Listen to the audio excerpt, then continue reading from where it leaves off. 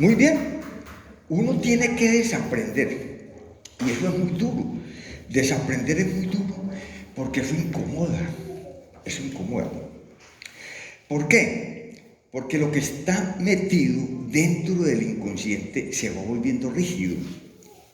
Y cuando uno aprende tácticas de manejo frente a la vida, se le vuelve duro cambiar. Oye, ¿usted cómo arregla los zapatos? De esta manera, de esta manera.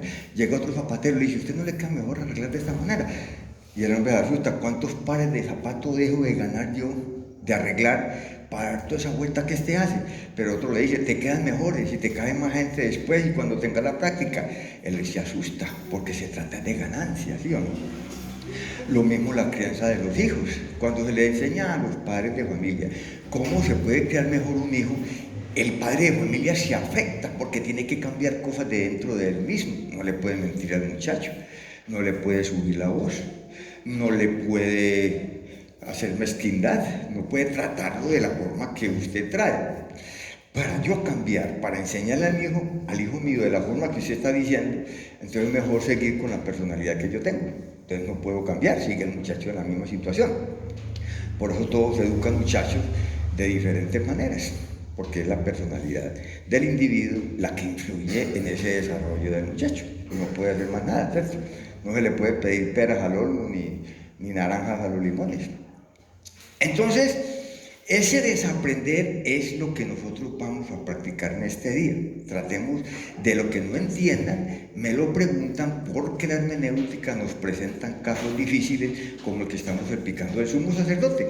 El asesino el matón entrega a Jesucristo con la maldad, la sevicia, que dice, es mejor matar a este sinvergüenza que los romanos lleguen y nos destruyen el templo y acaban con nosotros, porque es que este hombre está haciendo cosas, pero tenemos que contextualizar, como dice la hermenéutica, ese problema de los abismos. Ahí ustedes iniciando ve que la problemática que nosotros tenemos son los grandes abismos que se nos presentan, el abismo cultural, el abismo lingüístico o del lenguaje, de la gramática, el lenguaje cultural. Todos estos abismos que a nosotros nos presentan no nos permiten interpretar bien las Sagradas Escrituras. Uno de los abismos es la parte social en la que vivió Jesucristo. Jesucristo no vivió como nosotros lo predicamos. Jesucristo vivió de la forma más sencilla, como vive cualquiera. Entonces los hombres, para interpretar y darle explicaciones, lo mandan a estudiar, lo mandan, es que aprendió con Gamaliel, que aprendió no sé con quién. No puede ser, porque desde la hermenéutica es imposible que el lenguaje vaya a aprender otro lenguaje. No, el lenguaje es perfecto. Y cuando el lenguaje es perfecto se desarrolla. Sí, se desarrolla. Entonces el lenguaje va. El Señor Jesucristo tenía que hacer eso. Aprender mamá. Está en un lenguaje perfecto. Cuando él iba creciendo no pudo decir pendejo, idiota, bobo. Él no pudo haber dicho eso. Eso sí se sabe con seguridad. ¿Sí o no? Eso se sabe con seguridad. Que el niño, como era un lenguaje perfecto, tenía que hablar el lenguaje humano perfecto. Mamá, me hace el favor, gracias, Dios la bendiga, hasta luego, aquí. Entonces, se admira la gente. Yo tengo mi nieto, que mi nieto sale con unas cosas raras y este hombre la está sacando. Y dice, papito, no te vayas. Y yo, ¿por qué, mijo? Es que me tengo que ir, voy para Norique. No te vayas porque te vas a poner muy triste si no te vas con tu hijo, con el Ifelet, con el niño, con el Ifelet, y tiene 3 años. Y yo le conté a la abuela, y yo, que había este muchacho, que no me vaya porque yo me voy a poner muy triste porque voy diciendo al muchacho, para que me trajera el muchacho. Entonces salen con cosas, sí. Entonces yo pensaba ahí, si este pelado, que no es de mayor cosa en este mundo, y sale con esas cosas, ¿cómo sería el Señor Jesucristo, por Dios? Pero no unas cosas salidas hablando del espacio y el cosmos y tal. No, de relación, porque Él venía era por nosotros, por la debilidad nuestra. Entonces un lenguaje humano perfecto.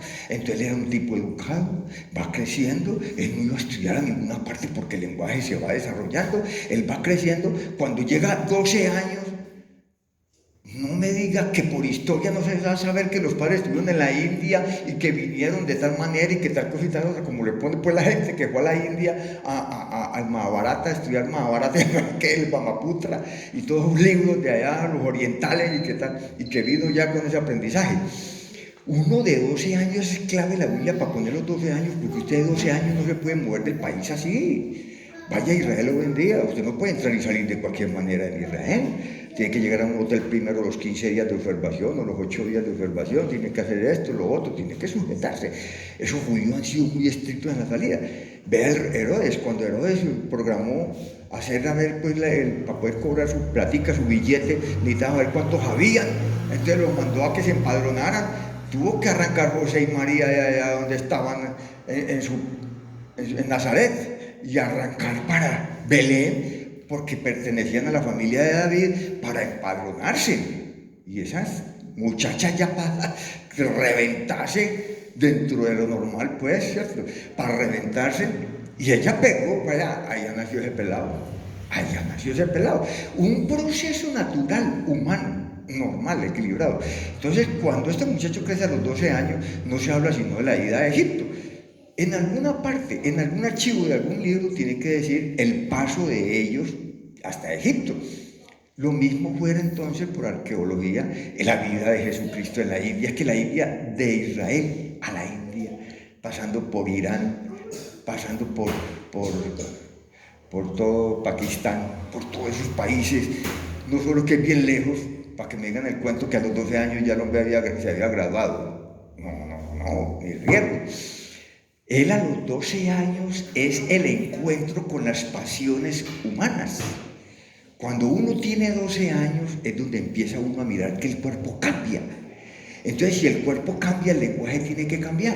Entonces la muchacha se vuelve rebelde. Es que usted me manda, es que fue así, que mire, que usted me dice que tal cosa, que estoy con una amiga, pero que usted jode mucho, molesta, que no sé cuál. Como le conteste a la mamá, como esté acostumbrada a joder o molestar o lo que quiera. Pero empieza la muchacha a los 12 años, ¿cierto?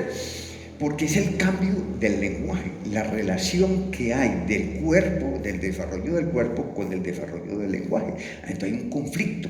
En ese conflicto se presentan las disidencias que van a afectar la vida familiar. Jesucristo muestra que en los 12 años este muchacho, en vez de salirse de ahí, antes se adapta a la situación del lenguaje. Entonces no era una vida familiar únicamente que él iba a vivir, él tenía que vivir la vida del lenguaje. ¿Y el lenguaje quién lo representaba? El lenguaje divino, ya en ese tiempo, ¿quién lo representaba? Pues el templo, los sacerdotes, eran los que representaban el lenguaje. A los 12 años entonces hizo el encuentro con los sacerdotes, no para decirle que eran explotadores, ladrones, y una metes en política, aquello, lo otro, no, para hablar de hermenéutica. Entonces él fue y lo tenían maravillado. Y este muchacho, ¿de dónde saca tanto conocimiento? Por la interpretación que hacía del lenguaje. Entonces no eran conocimientos humanos. No estaba hablando de todo lo que rodea la naturaleza, sino hablando del proceso de la mentira, de cómo el lenguaje de salvación era la ley, y le estaba hablando a ellos era de la ley. La interpretación directamente era sobre la ley. Entonces no había ningún desarrollo raro del Señor Jesucristo. Lo mismo cuando Él nació. Cuando Él nació común y corriente. ¿Cuál fue la crítica que le pegamos, muchacho? Como nació común y corriente, entonces ese muchacho era hijo de fornicación. Porque el papá y la mamá estaba en embarazo cuando ellos se casaron. ¿Sí o no? Cuando ellos se casaron, la muchacha estaba en embarazo. Entonces allá en Juan, cuando él está discutiendo con los fariseos, le dijeron los fariseos: tú eres nacido de fornicación y nos vienes a enseñar a nosotros. Oigan a este. Eso es una forma de chantar a otro. Que discuta a otro, pues en cualquier parte le digan: no, hombre, si su mamá es una prostituta, hombre, ¿qué va a hablar usted paja de bondades o de cosas aquí todas raras? Le calla el pico porque se lo calla, sale callado, ¿sí o no? Estaba mal interpretado el texto, o sea, el lenguaje. Estaba mal interpretado. Ellos están interpretando bien. Lo que no había manifestado era el verdadero lenguaje, no se había manifestado. Entonces ellos tenían el lenguaje bien interpretado. ¿Cuál? Que la muchacha rebotó en embarazo. y los otros no hablaban ninguno, era José. Y el cuento de José no lo sabe sino él, y lo escribió Lucas. Pero más nadie supo el cuento de José. Entonces, ¿qué dijeron? Se comieron los confites antes del matrimonio. Esa era la interpretación bien correcta. ¿Qué era lo otro? El lenguaje de verdad, que no era para ellos, porque eran los representantes de la ley. El lenguaje de verdad era para nosotros, pero él tenía que crecer en el lenguaje interpretado por ellos. Entonces era hijo de fornicación. El papá y la mamá se conocieron sin casarse. Ella rebotó el embarazo y después salieron casando para tapar el hueco. Socialmente dicen eso, no. Entonces taparon el hueco para poder, bueno, listo, hasta ahí estuvo bien. Pero el muchacho venir con esas cosas, entonces, ¿quién es usted, hombre? Si la ley no la cumplieron su papá y su mamá, usted tiene que ser perfecto dentro de la ley. Entonces, ¿qué nos va a hablar de la ley? Pero ellos se equivocaron porque después les manifestó que no venía a hablar de la ley, sino a perfeccionar la ley.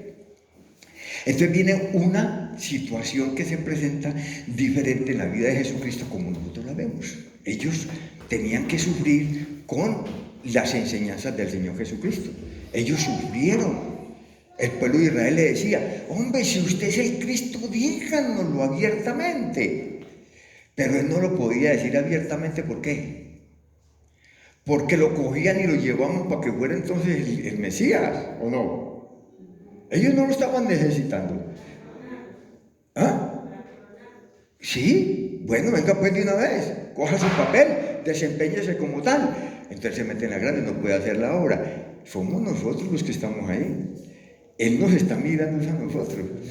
Porque si Él se presenta allá, nosotros estamos por fuera. Entonces la situación nuestra estaba metida ahí que ellos no se iban a entender. ¿Por qué no iban a entender ellos? Porque el pueblo de Israel no podía mirar bien al pueblo gentil. El pueblo gentil para ellos es cerdo, perros, es buitre, es cuervo, como el cuervo que le llevaba la comida a Elías, que fue un texto mal interpretado. Era un árabe que iba y le daba la comidita a Elías, y era un cuervo. Entonces la Biblia habla, iba el cuervo y le daba la comidita, una tortica. ¿Era un gentil? Que era un árabe, que es gentil. Entonces, esa era nuestra posición. Nosotros somos salvos, Dios los bendiga. Nosotros somos salvos por misericordia. Por eso no sean creídos con eso, que el pueblo era no que eran malos, nosotros estamos hablando del sumo sacerdote, pero con la disculpa del sumo sacerdote para poder interpretar bien, pero esa gente es de mucho respeto. Recuerde la palma que se ganó Pablo por hablar mal del sumo sacerdote, ¿cierto? Y él se volvió atrás y dijo, bueno, perdónenme hermano, que yo no sabía que era el sumo sacerdote. Se bajó, el hombre se bajó, ¿cierto? Entonces nosotros nos pongamos en una posición que Dios nos dio. Dios no nos dio esa posición. Dios nos la prometió, no iba a cumplir, ¿cierto? Allá.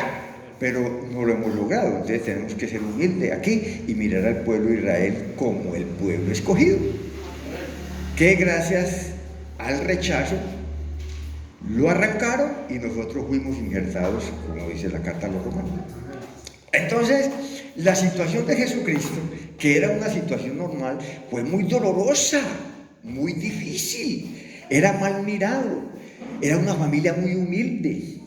A él trataron de negarle la ascendencia que tenía del rey Salomón, trataron de negársela. Lo que pasa es que no pudieron, porque como eso iba bien escrito en todas las genealogías, eso era con los libros y todo, entonces el Señor no iba a permitir que se perdiera un libro de esos para nada. Se perdió ahora después de que quedó escrito, pero en el tiempo de Jesucristo, ¿cuánto le averiguaron la raza de él para poderlo condenar? Vea, este viene de tal y tal, y llega hasta Can, y Can está maldito y tal, para poderlo condenar, ¿cierto? Porque esa era la filosofía de ellos. Cuando Pablo habla que nadie os engañe con filosofías y huecas sutilezas, se refiere a la filosofía judía. Y esa filosofía judía tenía como fin el árbol genealógico, el árbol de genealogías, que no se comprobará la ascendencia de la persona, inmediatamente era discriminado, era mal visto, era mal mirado. A Jesucristo le averiguaron todo eso. Pero como uno cuando va creciendo en la descendencia, hay familia que va siendo muy humilde. Uno, por ejemplo, en mi hogar de 14 hermanos, los 14 no tenemos las mismas posiciones, ¿cierto? Entonces, imaginen mis 12 hermanos inconversos, uno que se convirtió y ya durmió, y yo miramos la situación de los 12 muy distinta, y cito mis hermanos, y bueno, luchaba y hablándole, pero no se pudo hacer más nada por ellos.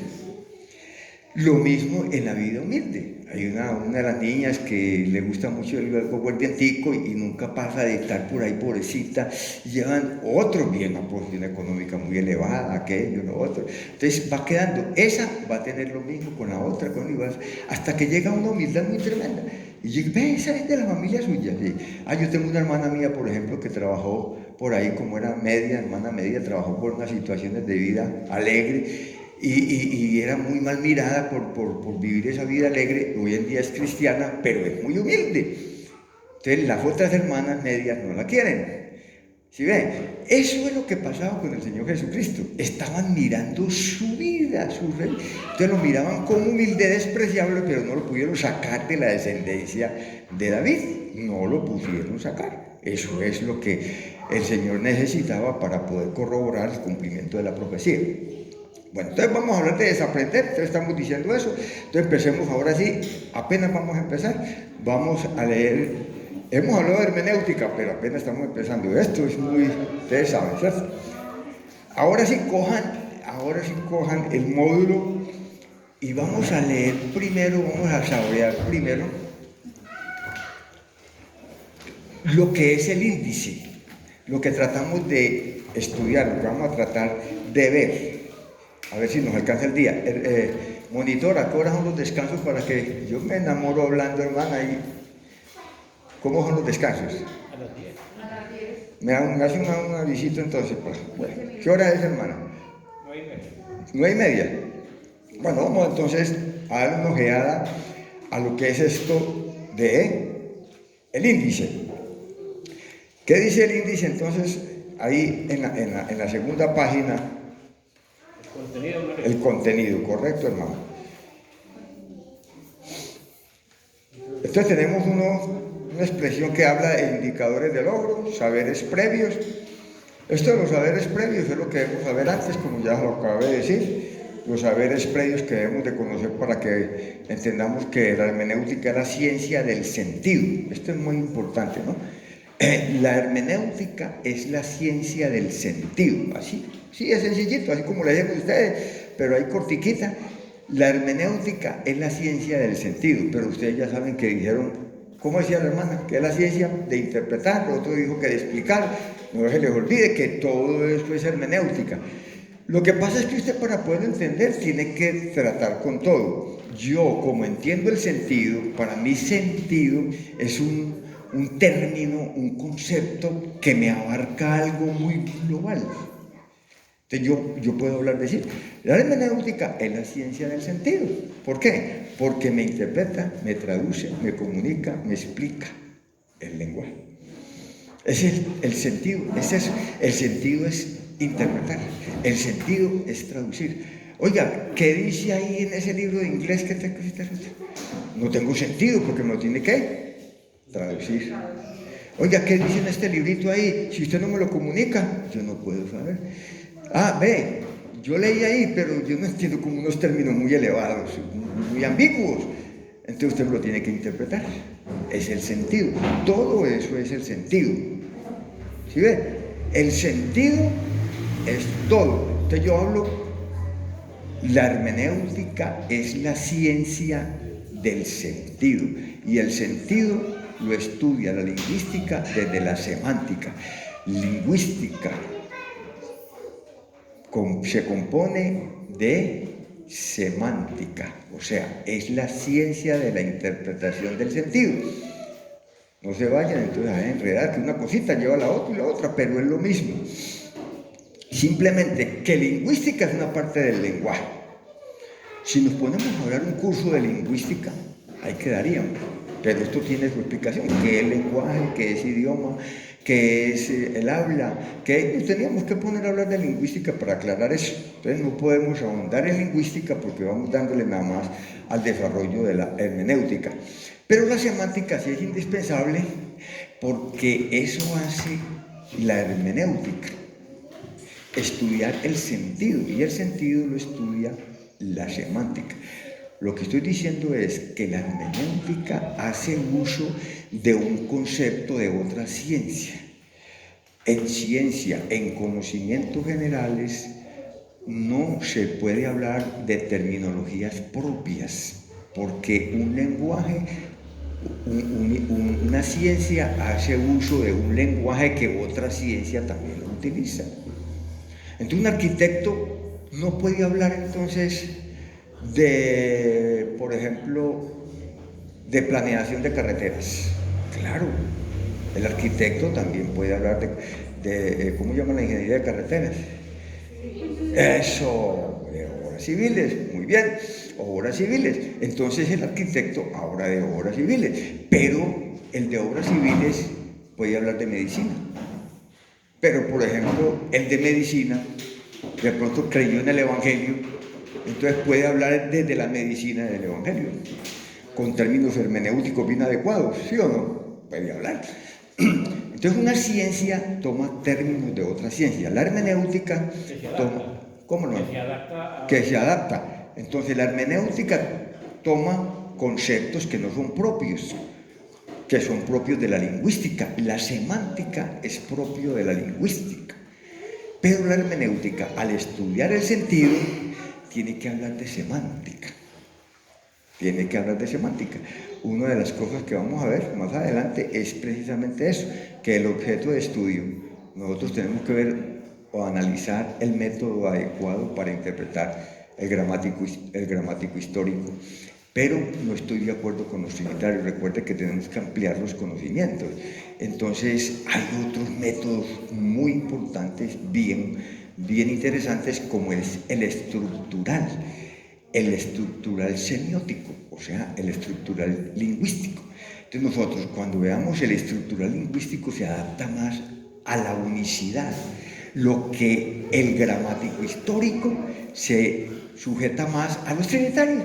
A los trinitarios les encanta la crítica textual, les encanta en parte el racionalismo, les encanta el dogmatismo, les encantan muchos métodos de investigación, porque a ellos les da. La Iglesia Católica, opongamos, no se aparta del dogmatismo. ¿Qué dice la Biblia? La Biblia dice, Dios es uno. Y dice, sí, pero es que a nosotros no nos interesa, es mal interpretado. ¿Por qué? Porque la Biblia está por debajo del dogma. Oiga, sí, señor. El dogma está primero, es la interpretación bíblica dogmática. Nosotros decimos, Dios son tres, ese uno está mal interpretado. Así es, entonces usted no le puede hablar de uno. Entonces mejor dejarle que vean los tres ellos. ¿Por qué? Porque desde el dogmatismo, léalo pues.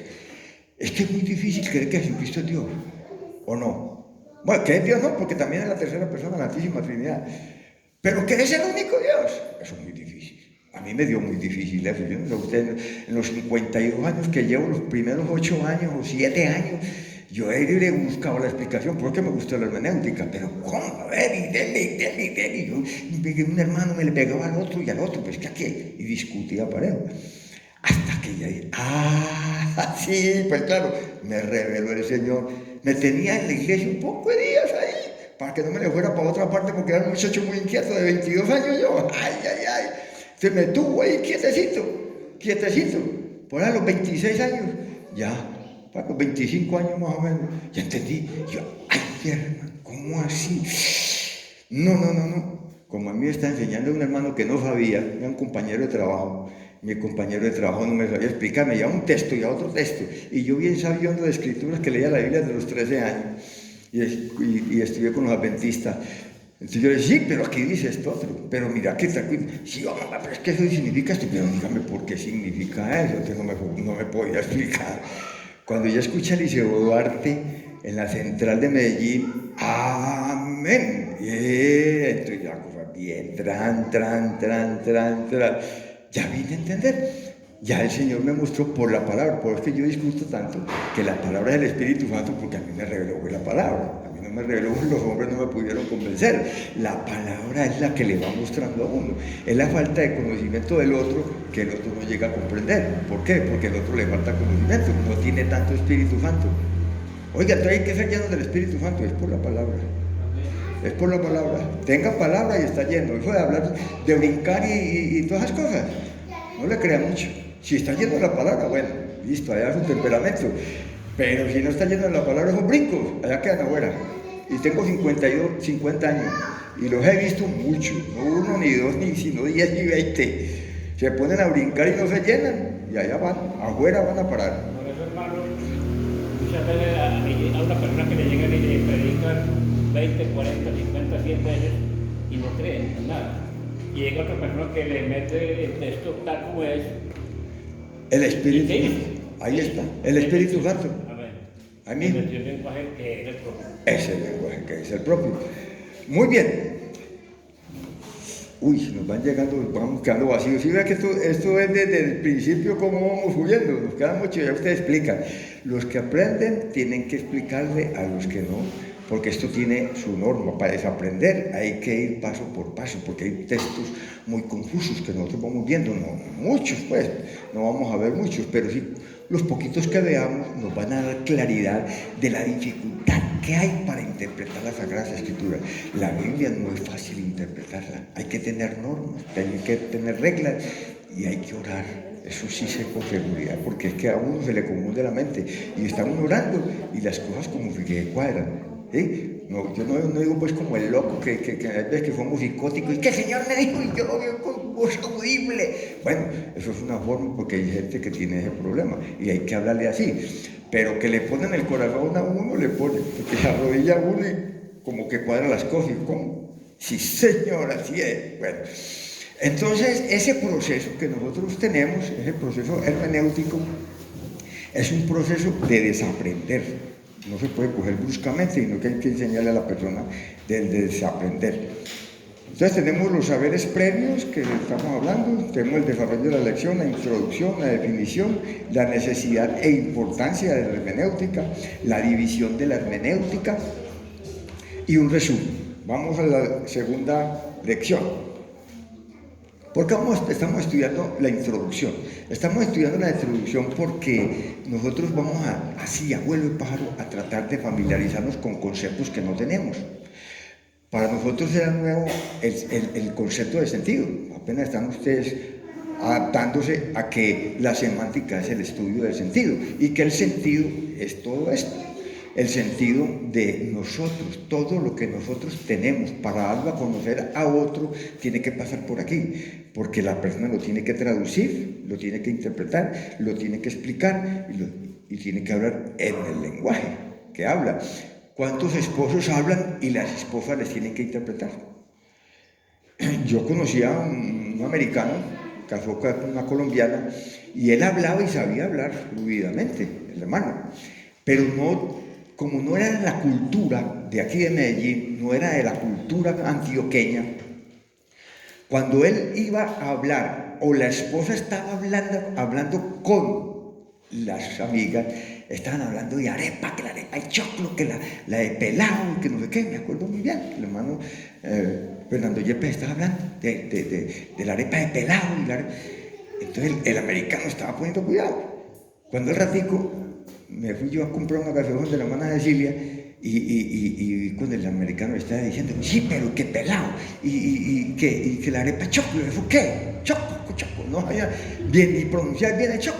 Para él era nuevo eso, entonces la esposa le estaba traduciendo el sentido, se lo estaba traduciendo la esposa.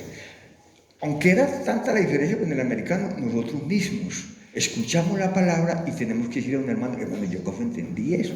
Nos da pena preguntarle al pastor y le vamos y le preguntamos a otro hermano o nos quedamos volando mientras que nos lo explican después, pero nos quedamos volando o no. ¿Pero qué quiso decir el hermano con eso? ¿Qué? Uno se queda volando. ¿Por qué? Porque no interpreta. El sentido hay que interpretarlo. No se preocupen, todos no tenemos la misma capacidad de describir el sentido, de adaptarnos al sentido, porque todos no tenemos la misma capacidad de traducir, de interpretar y de explicar. ¿Por qué? Porque somos diferentes, somos distintos. Yo que he estudiado, por ejemplo, en universidades, yo me doy cuenta que hay tipos que la cogen así, facilito. Y él riéndose a ella, y yo me pone cuidado, hombre, que eso está muy sencillo, hombre, que tal, y él trae la tarea y queda bien, buenas notas y explica y aquello, y dice, man, la pasa ahí hablando paja con el compañero ahí, y no deja oír, le tiene que parar uno de ahí porque no dejaba oír. Pero es que ese era un muchacho que, mejor dicho, es un tremendo de para una Alemania, pero una cabeza tremenda ese muchacho, tremendo. No tenían. Uno trata de acomplejarse frente a una persona de esas, pero resulta que hay otro patrotico que no ha tenido eso que gracias. Gracias a Dios, muy desagradecido. Hay otro más tapadito que uno, ¿o no? Entonces ya uno se consuela. Y yo, no, todos no tenemos la misma capacidad. Entonces entre ustedes va a ser eso, va a haber uno más bueno para la hermenéutica que otro. Otro va a ser más incipiente, pero ese también va creciendo. Lo importante es que la persona crezca, que se desarrolle, que vaya llenándose de la palabra. Y como nos interesa la palabra, y el centro de la palabra es una hermenéutica facilita, porque es de sabor. Eso sí, si usted no le saca sabor a la palabra, y si está mirando la palabra para venir a culto nada más, y lo mira de una religión, que es lo mismo que es que usted sea testiga de Jehová, o trina, o cualquier cosa de esas, ¿para dónde va? Para el culto. Y llega a la casa y tiró la Biblia por allá. Bueno, mañana es otra vez culto, ¿dónde está la Biblia? Y ya no saben ni dónde puso la Biblia. Les digo, están en pañales, así si no. Se los digo en esta experiencia de 50 años, porque yo he sido enamorado de la palabra. El trabajo material es el que no me ha dejado, porque he sido un hombre de negocios. Pero yo he sido amante a la palabra. Yo desde que me levanto, yo necesito leer, gracias a Dios por eso. Como soy tan tapado, tengo que leer mucho, pero he crecido. Por tapado que he sido, he crecido. Entonces no hay disculpa para crecer, porque yo no soy el más inteligente de la gallada, no se preocupen, yo he sido muy tapado. No le digo pues que a mí se me demoró para revelarse mi bautismo. Hay gente que antes de bautizarse, se le revela o no. Yo conozco un hermano mío, Francisco Javier, fue uno, que la cogían así en el aire, y yo le expliqué, claro, hombre, Fernando, sí, hombre, es que claro, bien clarito, Jesucristo es Dios, el único Dios, y tal, no sé qué, y dijo, no le quedó difícil la doctrina pentecostal, él le quedó dura porque era más tremendo que para que fuese entregado, pero en cuanto a lo espiritual, ese hombre que, y por eso el Señor se lo llevó tan rápido, creció tanto que se lo llevó el Señor, no lo hizo como 6 añitos en el Señor, ya durmió. Pero yo personalmente yo he tenido que leer, volver a leer, releer y volverme a sentar a leer y volver a leer otra vez. Bueno, eso les recomiendo yo, de que si son buenos lectores, lean, y si son malos lectores, aprendan a leer, simplemente. Bueno, entonces continuemos. Estos conceptos es para eso, porque nos vamos familiarizando con los conceptos que tenemos que ver. Vamos en el capítulo 2 y encontramos con los métodos de interpretación. ¿Qué quiere decir eso? De que la hermenéutica vamos a ver el método. Antes de que yo se lo explique, el hermano del celular